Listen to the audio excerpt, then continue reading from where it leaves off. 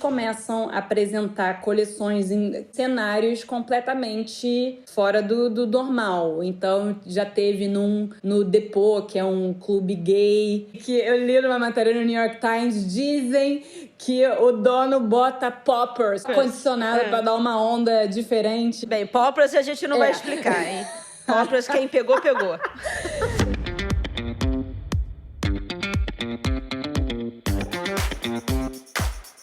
Esse é o High Low, o podcast sobre os altos e baixos da moda. O meu nome é Olivia Merquior e eu sou Isabel Junqueira.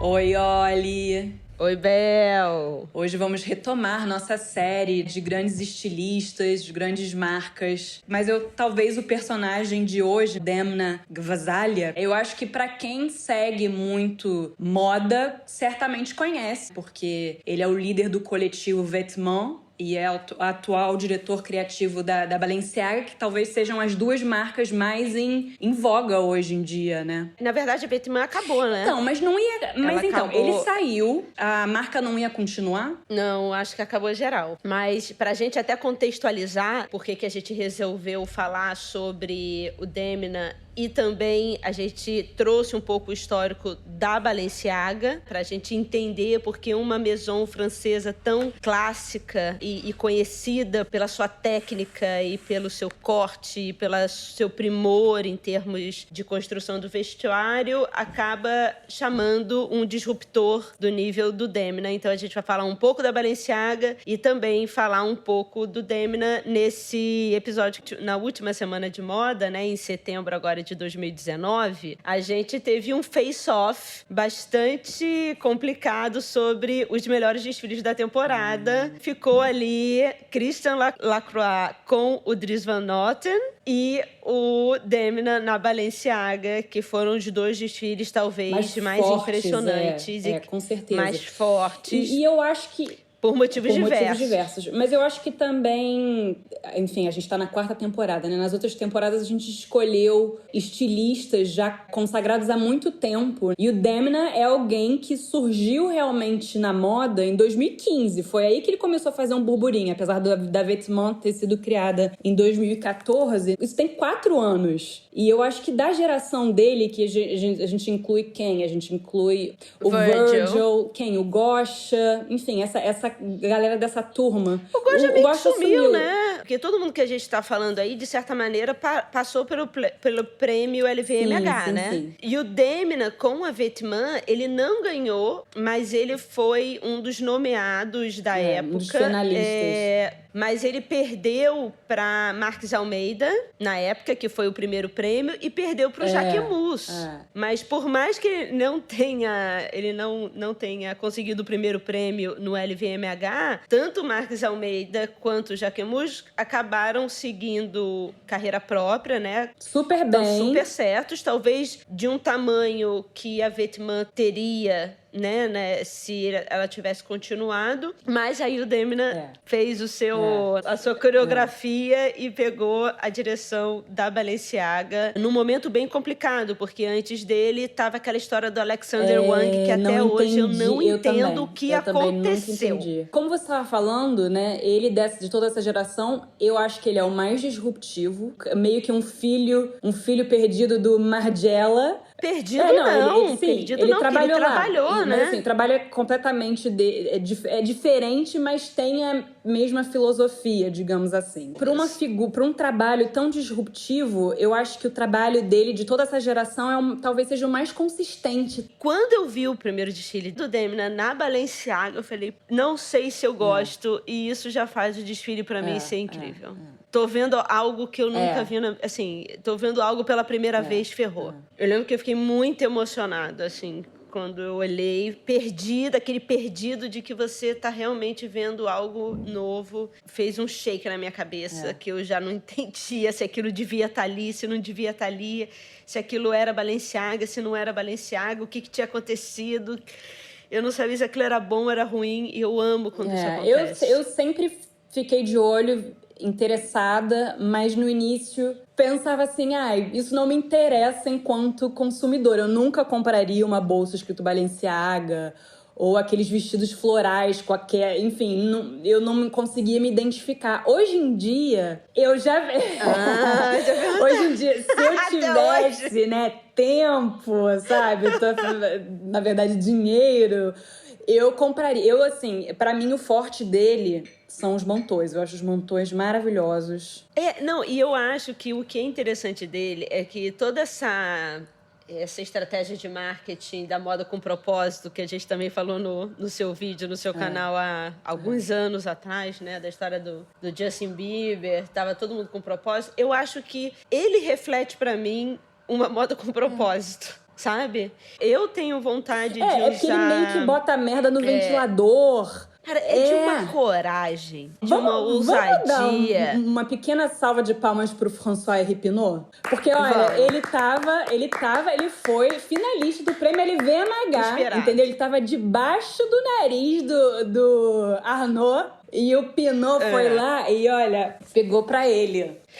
Então, assim, só pra contextualizar, porque a gente tá tomando alguns puxões de orelha aqui de alguns ouvintes, falando que a gente vai falando os nomes, não contextualiza, que eles não sabem quem é ninguém. Então, só pra contextualizar, a Balenciaga faz parte do grupo da Gucci. Que é a Kering. Né? Desde 2001. Antiga PPR. Que é a Kering. O CEO da Kering é o François Pinot. O François Hipinot hoje em dia, não é? Filho do François Pinot, que criou o conglomerado. E eles são os principais concorrentes do Bernard Arnault, que quem quiser saber um pouco mais, a gente tem um episódio na primeira ou segunda temporada, acho que não na lembro, segunda, misturo tudo. Segunda, eu acho. Chama Quem Assina o Cheque. Então, para quem quiser saber um pouco mais... Somos pouco obcecados por ele, né? E o Arnaud da LVMH e o Pinot da Kering, eles são nada amigos rivais, eles são apenas rivais mesmo.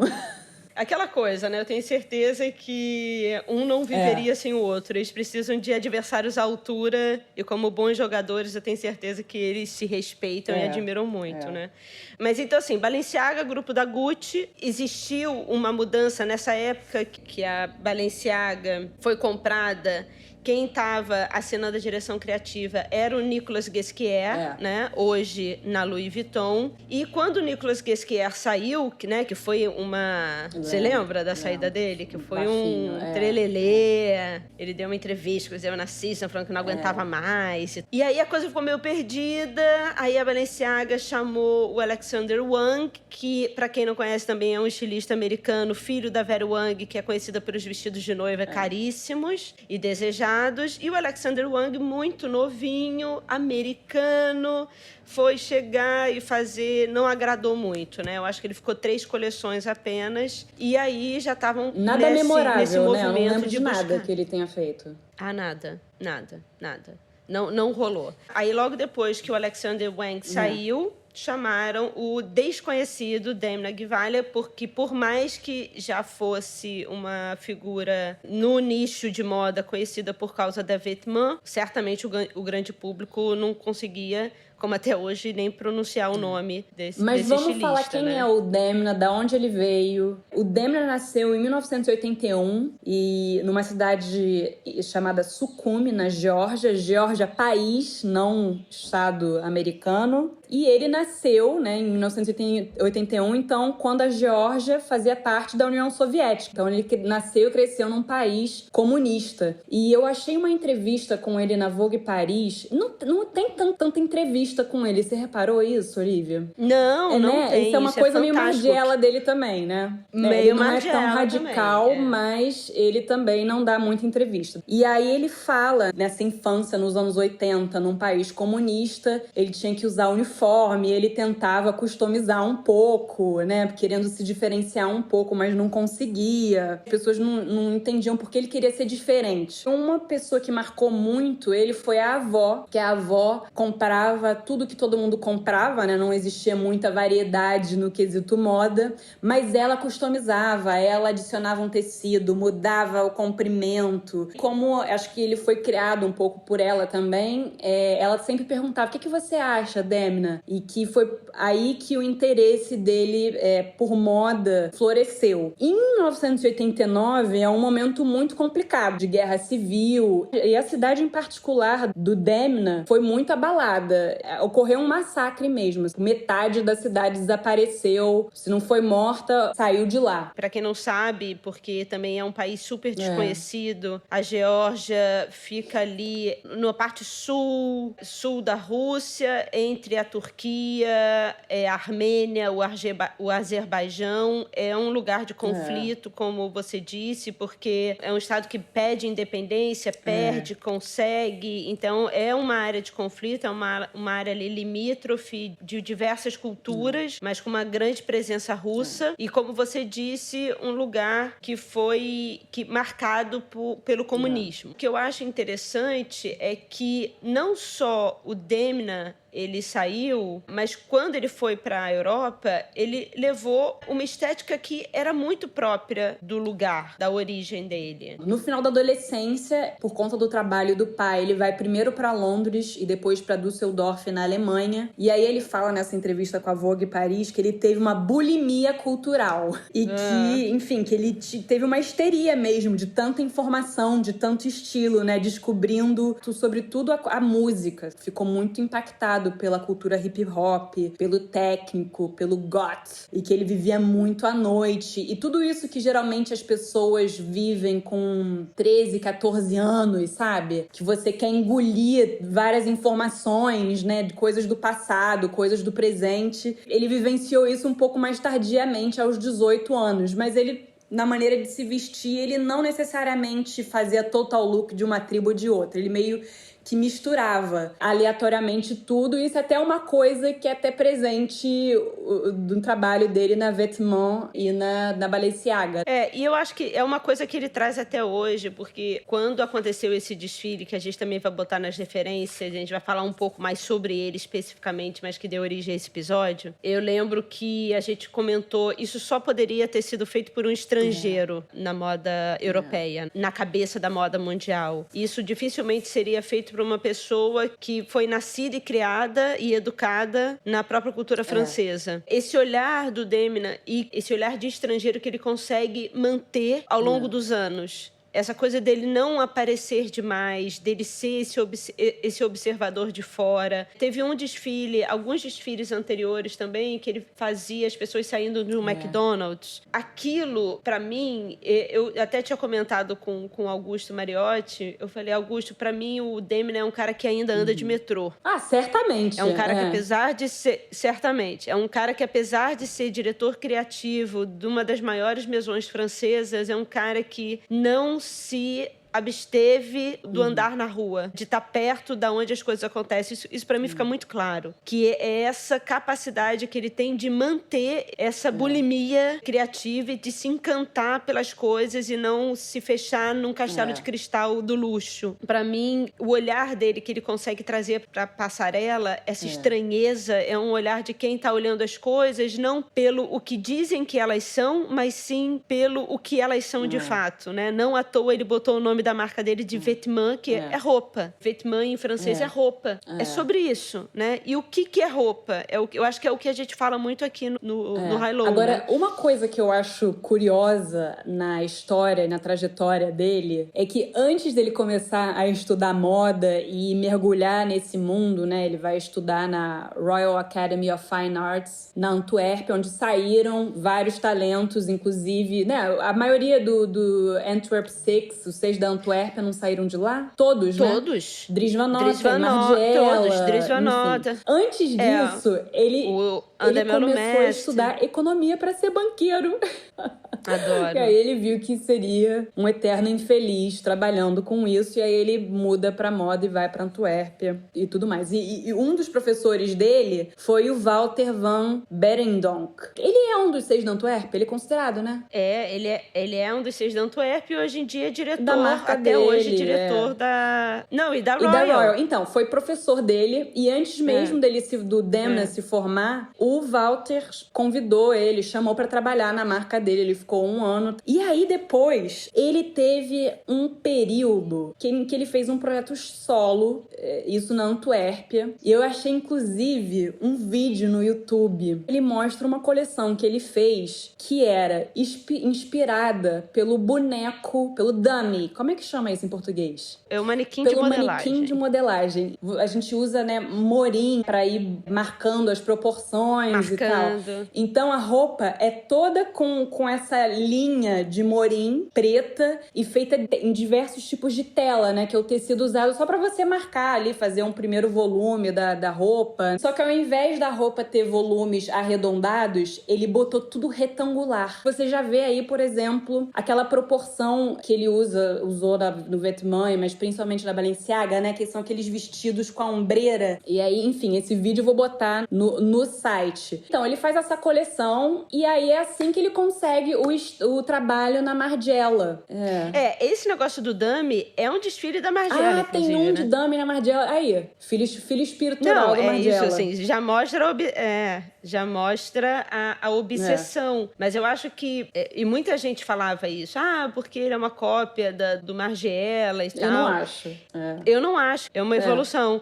Mas quando a gente já disse no episódio do Margiela também, que a gente já apresentou aqui, o Margiela era mais do que uma coleção. Era um conceito de criação. Era uma atitude sobre o mundo da moda. E isso foi passado certamente pro ele Demna. fala que ele mais levou com ele não era tanto a estética, mas o modus operandi, a filosofia. Aí ele fala numa entrevista: desconstruir para reconstruir, entender como cada peça é feita, decorticar a fabricação. Isso que eu aprendi lá e que é fundamental até hoje para mim. Depois ele passa 3 anos na Margiela e ele recebe um convite para ir para Louis Vuitton. No final da era Marc Jacobs. Apesar de não ter nada a ver com ele, né? O Marc Jacobs não tem nada a ver, em nenhum sentido com ele. Mas foi exatamente por isso que ele se interessou pelo trabalho, para ver como é que era um luxo mais pra massa. Assim como foi o Margiela com o Jean Paul Gaultier, né? Exatamente. Mas é daí que a ideia para criar o Vetements se desenvolve na cabeça dele, porque ele fica completamente frustrado, né? Com o sistema de como as coisas são feitas. Eu acho que, principalmente a Louis Vuitton, as pessoas ainda têm essa ideia do mercado de luxo da Louis Vuitton como esse lugar da expertise, né? Mas a Louis Vuitton hoje, até pelo tamanho dela, virou o que a gente falou, né? O luxo de massa. O Demna, na Louis Vuitton, ele falou que ele executava, que ele não criava. Então aí ele pega alguns colegas da época do Margiela e eles criam esse coletivo. Essa ideia de coletivo também tem um espírito Margiela, né? Apesar dele mostrar a cara dele, né? Não ter tanto essa coisa... No início, não. No início, ele não mostrava. No início, todo o grupo era anônimo, porque todos eles tinham contrato com outras mesões. E eles não podiam... E aí, eles não podiam mostrar, né? Ele só vai mostrar realmente em 2015, ou final de 2014, 2015, quando ele participa do LVMH. E aí, esse grupo é interessante porque vem ele, vem o irmão dele. O irmão é bem do comercial, né?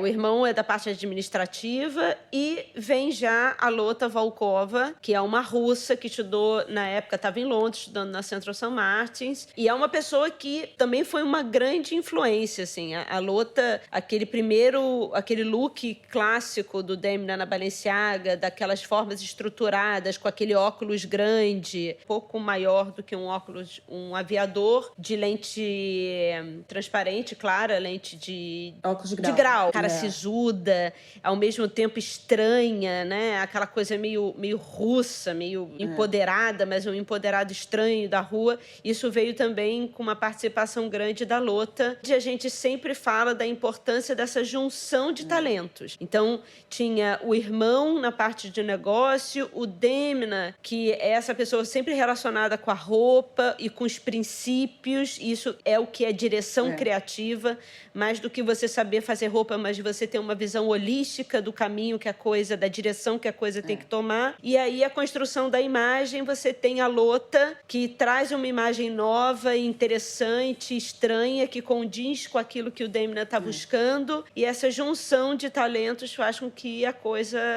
se torne cool e interessante. E o que é interessante, né, também, como o nome da marca Vêtements, a roupa, o produto tá no centro. Então não tem tanto uma preocupação com o branding e criar um storytelling para cada coleção, para criar narrativa, para criar desejo, não tem tanto isso, né? É o produto mesmo, é aquilo. Eu acho que o produto, na verdade, conta o storytelling. A coisa que eu sou mais apaixonada pelo Demna, do fundo do meu coração, é que ele não tenta mascarar coisas. E, ao mesmo tempo, ele revela para o mercado de moda a parte do mercado mais grotesca, mas ele faz isso com uma habilidade tão grande que não é agressivo e sim faz com que você pense sobre o que está acontecendo, né?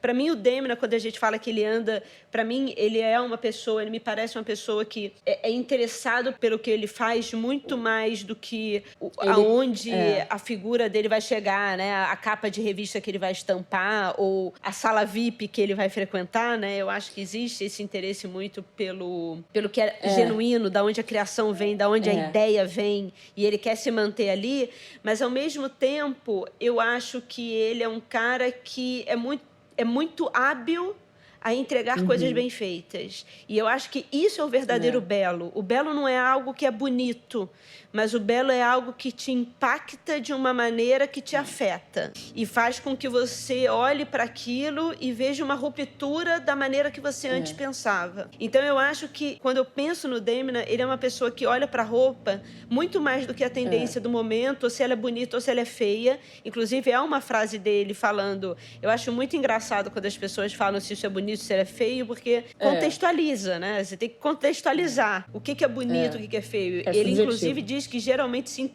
é subjetivo e ele entende que isso é uma construção cultural, coisa que a gente sempre fala aqui no High Low. Ele entende que as coisas são formas, são cores, são símbolos, e existe uma construção cultural atrás deles, pela essa visão estrangeira que ele tem sobre o mercado de moda, que é aquela pessoa também meio Yohji Yamamoto, que fala, eu fico na minha margem, entro no mainstream, vou lá, dou o meu close e depois saio de lá. Mas você também não acha que seria até paradoxal se ele tivesse um deslumbramento? Porque o trabalho dele também é sobre poder e o lugar das pessoas, né? Paradoxal seria, né? Mas aí é o que o Milor Fernandes falava. Eu desconfio de todo o idealista e nunca dos seus ideais. Mas antes da gente ficar falando... Vamos descrever esse coletivo Vêtements liderado pelo Demna. Começa em 2014 e aí eles começam a apresentar coleções como o Margiela também em cenários completamente fora do normal. Então já teve no Depot, que é um clube gay, com um quartinho ali de fundo, babado, que dizem que... O quartinho escuro. O quartinho escuro. E que eu li numa matéria no New York Times, dizem que o dono bota poppers. Como é que fala poppers em português? Poppers, né? Poppers no ar-condicionado pra dar uma onda diferente, digamos assim, na clientela. Então, ele vai no McDonald's, já foi num restaurante... Bem, poppers a gente não vai explicar, hein? Poppers, quem pegou, pegou. Ele fez outra num restaurante chinês em Belleville, né? E assim, ele vai pra esses lugares, ele não esconde, né? Não existe... Porque às vezes tem mais marcas que vão pra uns lugares nada óbvios, mas aí depois transformam tudo, né? O dele não, era aquilo... Gentrificam no cenário. E ele não, realmente era aquilo... Como é que eram os looks dessa época do Vêtements no início? Bom, ele se inspira muito numa cultura underground, né? Seja ela... cultura de margem, né? Cultura de margem, de uma maneira geral. Reação ao sistema. As pessoas falam muito no sportswear. Mas ele falou uma coisa muito interessante, que ele falou que não é tanto o sportswear que o interessa, mas sim a estética do sportswear. Ele fala assim, eu me interesso e eu adorei esse termo, eu me interesso pela modernidade do conforto, da funcionalidade e da técnica. Isso tudo a gente já vê lá. Eu acho que o que ele tá falando é que ele se interessa menos pela coleção que a Nike criou e muito mais pela forma que, na hora que aquele suéter da Nike cinza sai do contexto de loja e ele passa por algumas mãos e ele chega num garoto de uma periferia, seja francesa, seja russa, seja brasileira, e como aquilo é recontextualizado dentro de um lugar de margem, algo que saiu do mainstream. E como aquilo, na verdade, vai sendo recomposto em um outro lugar e de uma maneira muito mais interessante, porque é interceptado por outras experiências de vida. Experiências de vida de margem. Isso é uma coisa que a gente também tem que falar, para deixar claro, que é o casting, né? Que é um outro aspecto importante desde o início da Vetements, que são que amigos dele, gente que ele acham nas ruas. Realmente, essa coisa do casting, né, não é nova, você pegar alguém que não seja modelo oficial, mas o casting dele é tão estranho. Pode ser de qualquer idade, né? E você parece que a pessoa tá é até engraçado na postura dos modelos. Você vê tanto no Vetements quanto na Balenciaga, parece que a pessoa tá até meio abobalhada, assim, tem um jeito de andar diferente, né? Eu acho que uma das musas dele, inclusive, que desfilava pra ele, era a própria stylist, né? A stylist desfilava. A Lotte. A Lotte Volkova desfilava nos desfiles, e eu acho que aquela figura da Lotte eu acho que é isso que ele busca, sabe? Assim, ela é bonita, ela não sei. Mas ela é extremamente interessante e é uma beleza que dá vontade de você ficar olhando. Porque não é uma beleza fácil, dada, esperada. É algo que você olha e fala assim, caramba, eu não sei se aquilo é bonito. Eu acho que um dos grandes pontos do Demna é o tempo inteiro fazer com que a gente relativize o que é belo, o que é feio, o que deveria estar numa passarela internacional e o que deveria ser retirado de lá. O que é mainstream e o que não é. Então, eu acho que ele não só no casting, mas é só com essa visão de entender que ele não tem que agradar pessoas e a função dele ali é questionar essas construções de beleza e de mainstream e de marginalidade, o que deve ser incluído e o que deve ser retirado, né, das capas de revista, o que deve ser retirado da sociedade de uma maneira geral, é que o cara consegue fazer um triple X, que todo mundo fala que é o ugly shoe, e ele pega o sapato do papai da década de 80, 90, aquela coisa super que todo mundo fala não, e ele recontextualiza e ele faz aquilo ter um sentido de quase, quando as pessoas compram, quase um agradecimento, sabe? De você chegar e falar, cara, é um entendimento de que aquilo é mais do que um belo tradicional. Aquilo é você fazer parte de um movimento que está falando para a mesma moda, que ela é capaz de criar coisas grosseiras e sabe, monstruosas, e mesmo assim ela é capaz de fazer aquilo um sucesso de venda. Uma coisa muito inteligente dele foram as colaborações. E ele viu que ele, enquanto uma marca jovem, que não tem muita grana, ele não tem como fazer, sei lá, ter um modelo de produção né, de uma marca estabelecida. Então ele começa a fazer dobradinhas com outras marcas, e aí a gente pode fazer uma lista, né? Eu acho que não é nem... Eu acho que algumas marcas davam dinheiro mesmo para ele fazer, nem só a estrutura, mas...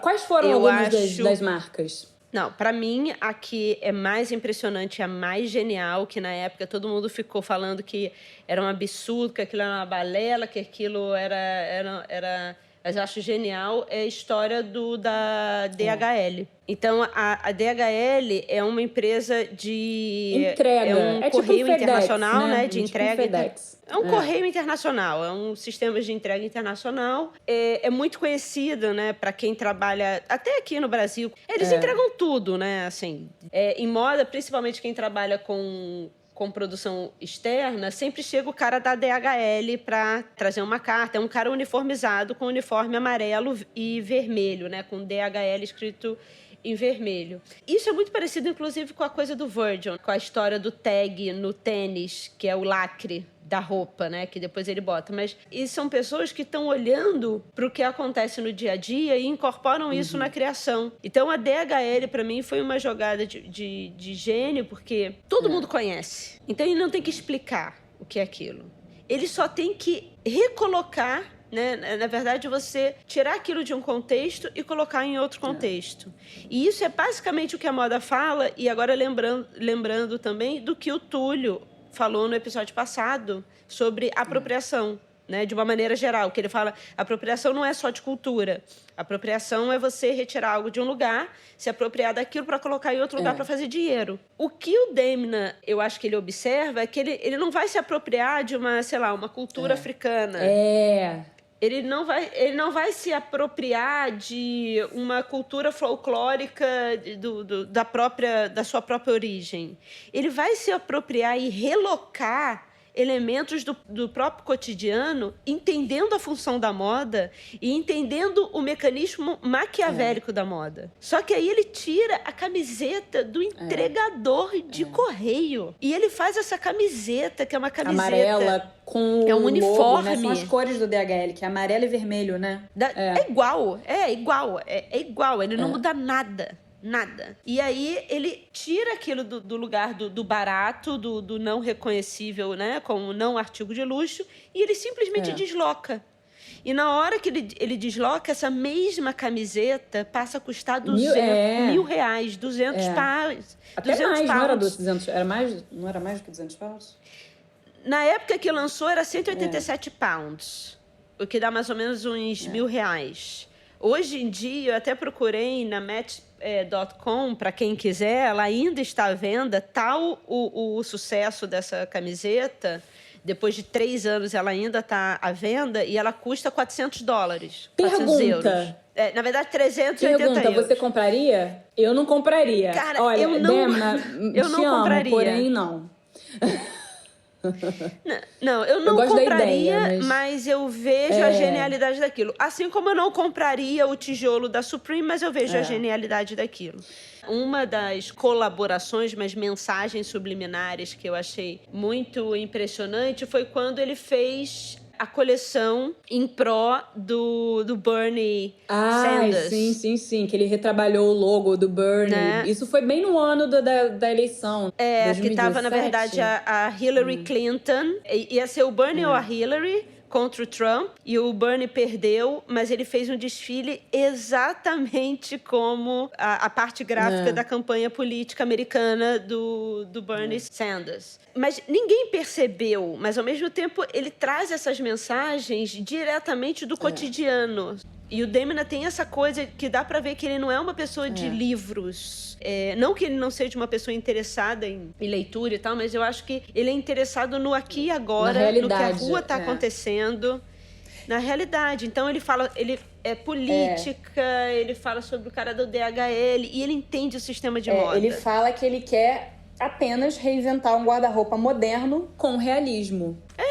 Então, assim, ele olha a galera de madrugada saindo daqueles McDonald's de 24 horas que tem, né, lá no...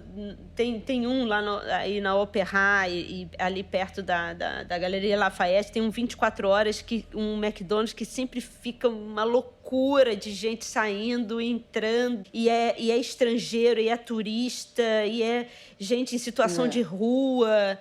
E é uma mistureba. E eu fico imaginando que aquilo é a fonte dele, né? Bom, agora, em outubro de 2015, tem um anúncio de que ele ia entrar para a direção criativa da Balenciaga. Você ficou chocada na época? Eu não fiquei chocada, mas eu fiquei um pouco assim... Eu nem sabia muito bem assim, o que está acontecendo, mas eu sabia que qualquer coisa era melhor do que o Alexander Wang. Mas eu vou ser muito sincera...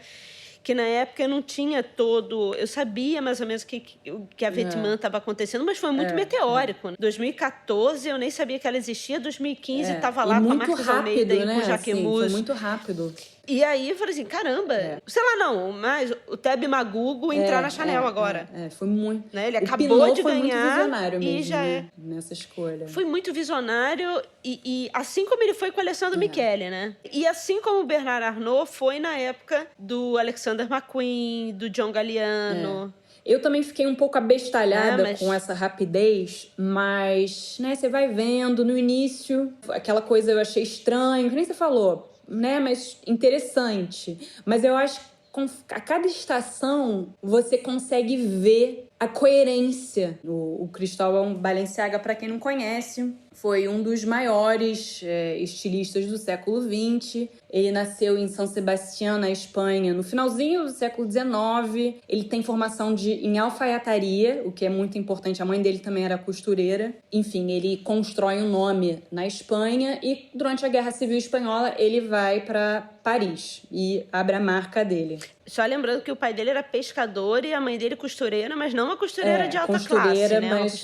São duas pessoas muito simples. Enfim, apesar do nome da marca que o Balenciaga construiu ter uma certa... ter essa aura, né, do auge, dos anos dourados, da alta costura, né? Ali da primeira metade do século XX. E realmente é uma roupa formal, né? Mas eu acho que a base da marca dele é construção, é arquitetura, é proporção. E eu acho que, de uma outra forma, o Demna fala sobre tudo isso que você falou, da recontextualização das coisas, mas ele fala isso através também, não só se reapropriando de símbolos, mas eu acho que também através da proporção, da construção da roupa. Eu acho super Balenciaga o que ele faz. Dá pra ver que ele entrou nos arquivos. E eu acho também que o Balenciaga, apesar de o produto final dele, do Cristóbal, eu tô falando, tem que ser harmônico, tem que ser simétrico.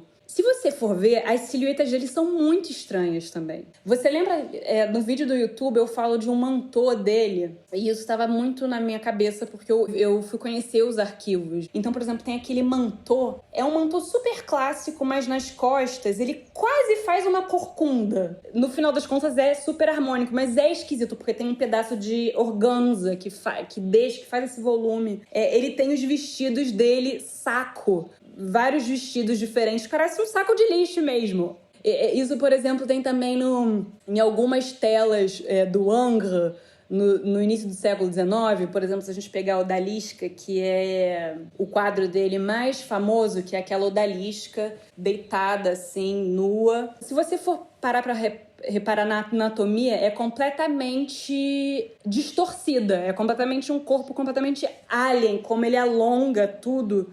Mas, na verdade, o resultado é harmônico. É só se você ficar olhando detalhes que você vai ver como é uma coisa meio alien, esquisita. Eu acho que o Demna, ele tem ele acrescenta uma camada que não tinha no Ghesquière e muito menos no Cristóbal. É uma consciência do seu lugar no mundo, né? No caso do Cristóbal, ele nem ia, né, não existia muita essa noção ainda desse lugar da moda, nesse sentido mais de massa. Eu acho que principalmente o que o Demna consegue incorporar é esse sentido de massa, né, da moda dentro de um sistema global e que não é um mercado de luxo direcionado apenas a pessoas, fechado num nicho, né, de pessoas que têm referências de coisas de alto luxo, e sim que isso se mistura completamente com a cultura pop, e que isso é um sistema muito mais complexo. Agora, falando em volume, proporção e tudo mais, diferentemente do Nicolas Ghesquière e do Cristóbal, o Demna não tem essa necessidade de uma beleza harmônica. Mais ou menos. Por exemplo, um dos casacos que eu adoro, um dos casacos que eu, né, como eu falei, os mantôs eu adoro. Tem um em particular, mas na primeira vez que eu vi, me incomodou muito, que é um casaco, todo pensado, toda a proporção dele é pensada como se... Sabe quando você sai e você bota o botão na casinha que não é dele, e aí o mantô fica completamente desabado, assim, ele não fica reto. E ele pensou um mantô assim. Mas depois tem uma beleza, tem uma harmonia, como você falou. Assim, eu acho que eles têm coisas muito parecidas, assim. Eu acho que o fato do Cristóbal ter saído muito novo da Espanha, de ter vindo de uma família humilde, que não era também a capital espanhola, né? Ele vem de uma cidadezinha, o pai pescador, a mãe costureira. Aí depois ele é meio que apadrinhado, né, por uma mulher da alta sociedade, a Marquesa de Casa Torres. Então, para mim, esse apadrinhamento vem um pouco como se fosse o momento também do Demna entrando na faculdade, na Antuérpia, tendo essa relação com uma moda que talvez fosse mais uma cultura que abrisse um pouco a cabeça dele para os termos das técnicas, da qualidade da roupa. Eu acho que a Marquesa fez essa educação para o Cristóbal. Inclusive, ele desenhou para ela o primeiro vestido que ele desenhou de alta costura, segundo a lenda. Ele tinha 12 anos de idade e foi para ela que ele desenhou. É um menino que vem de uma... Eu não sei a origem. Não parece ser tão humilde, senão também não teria ido estudar na Antuérpia, né? Mas... vem de um outside, né? Então, assim, o Cristóbal também vem desse outside, aí começa a ter essa educação com essa moda mais bem feita, de qualidade, com essa Marquesa. E aí, logo depois, ele vai para Paris, e aí tem essa bulimia criativa. É no mesmo momento onde a gente tem a Elsa Schiaparelli, o próprio momento da Coco Chanel também num auge. E aí ele é conhecido pelo Dior também, né? E aí ele é conhecido pela sua capacidade de fazer as suas ideias com uma técnica exemplar. Ele inventava coisas, Ele era muito experimental. Então, ele é muito experimental. E ele tinha ideias muito disruptivas, né? As roupas cocuns, né? Não era uma roupa que marcava a roupa da mulher, era uma roupa... Ele desabava os ombros. Ele trabalhava a forma dos ombros desabados, é uma outra coisa, né? Que a gente vê também no Demna, né? Mais curvilínea. Essa roupa que... ele já marca, né? O Demna tem tanto o ombro, né? E como você trabalha o ombro... diz muito sobre autoestima, sobre poder. E eu acho interessante também como ele brinca, seja em volumes afiadíssimos aqui, mais do que um power suit. Tem também aquela bomber jacket que é tão oversized que você fica meio... Sim. Vira um cocum e a sua cabeça fica enterrada mas tem na também, roupa, mas né? o Demna tem também a coisa das roupas completamente desabadas, né? Que é aquela coisa meio do metaleiro e que não estrutura. Eu acho que isso diz muito sobre os tipos de pessoas, de diversos lugares. Não, sem dúvida. Mas ainda sobre o Cristóbal, eu acho que ele também tem, em termos de forma, e para mim ele pesquisou muito isso nos arquivos, o que para mim revela também o respeito que ele tem pela Maison, é ele trabalhar as estruturas que fazem esse corpo ficar com as ancas arredondadas, né? A Balenciaga... O Cristóbal tinha essa coisa muito da parte de baixo, das saias, com essas estruturas que faziam com que o quadril ficasse maior e mais arredondado.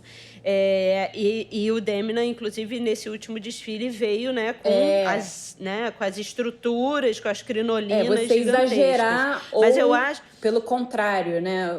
Exagerar ou não mas eu certas acho, partes do corpo. Mas eu acho que a coisa mais incrível, e que eu acho que os dois têm também de similar, é a capacidade técnica de você realizar suas ideias, né? Então, o que eu sempre digo é que o Demna, ele consegue fazer um desfile com um casting esquisito, com roupas de esqui, né? Com casaco de esqui. Eu amo recolocado. Esse é outra coisa que eu compro. Não, eu acho que talvez eu até compraria mais isso se eu tivesse dinheiro.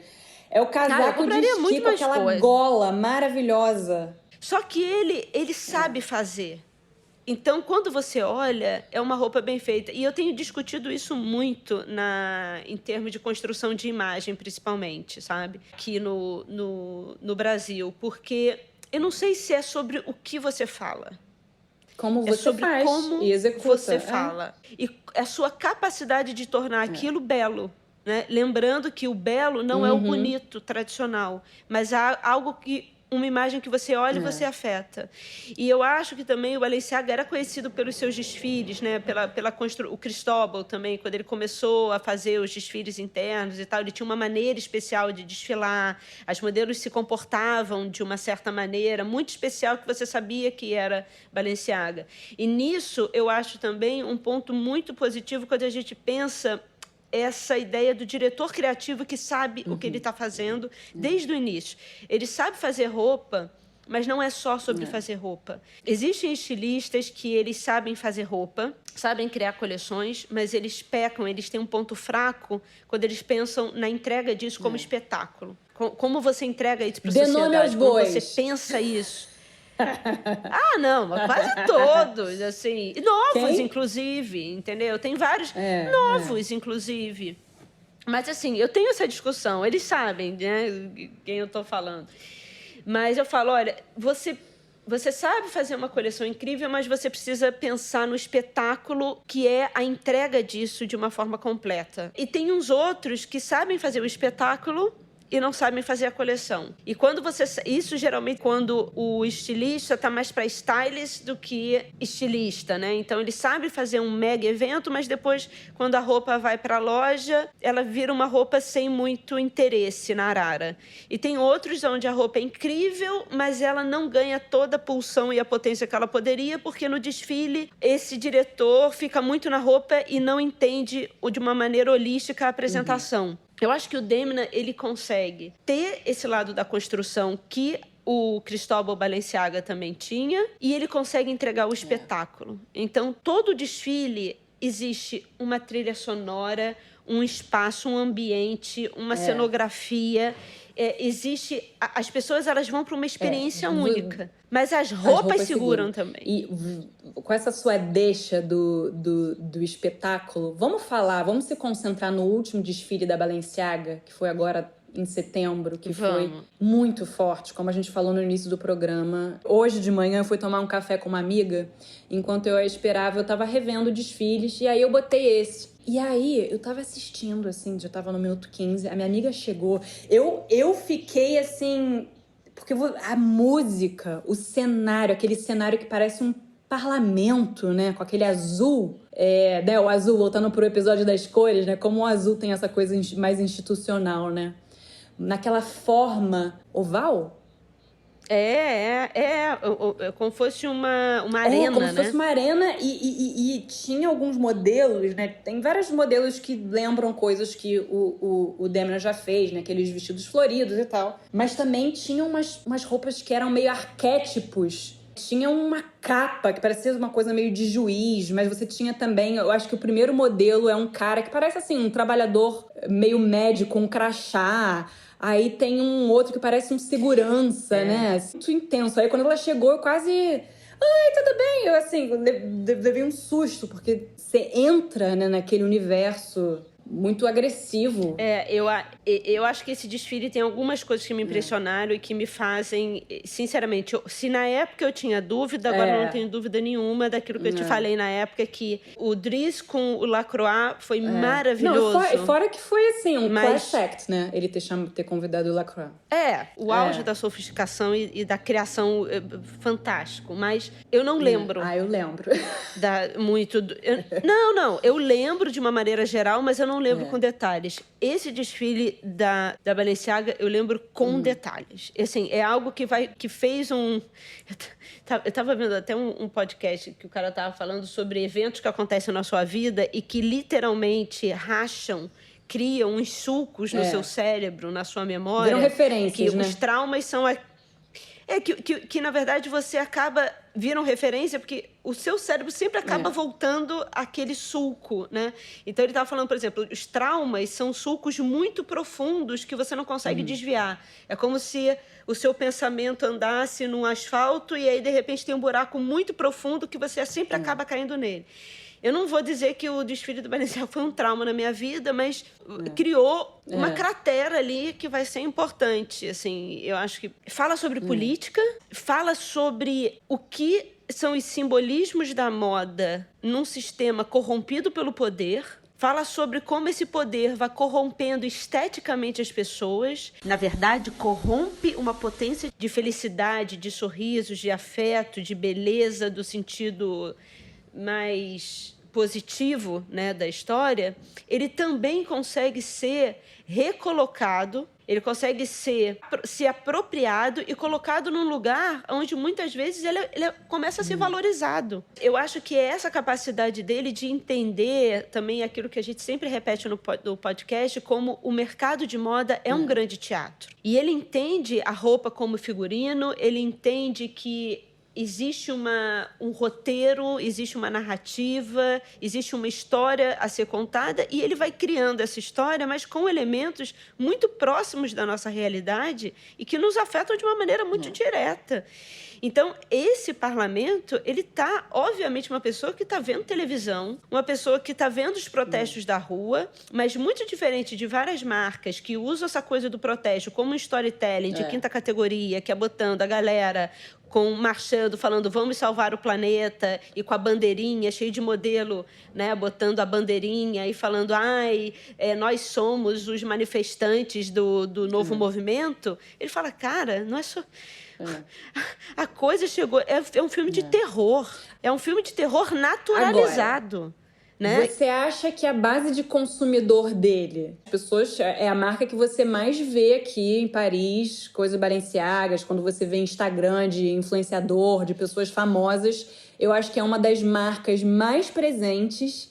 Mas você acha que esse público dele tem sabe do que ele está falando? Bel, eu acho que ele é anarquista o suficiente para entender que ele não está aqui para salvar a vida de ninguém. É de verdade, assim. Sabe aquela música do Raul Seixas, assim, eu não sou besta para tirar onda de herói? Eu acho que ele não faz... Eu acho que quando ele coloca as coisas na passarela, diferente da Maria Grazia, que fala todos nós devíamos ser feministas, ele não tem uma visão poliana da vida, achando que as pessoas querem ser salvas. Eu acho que ele entende que as pessoas querem comprar a Balenciaga porque é cool.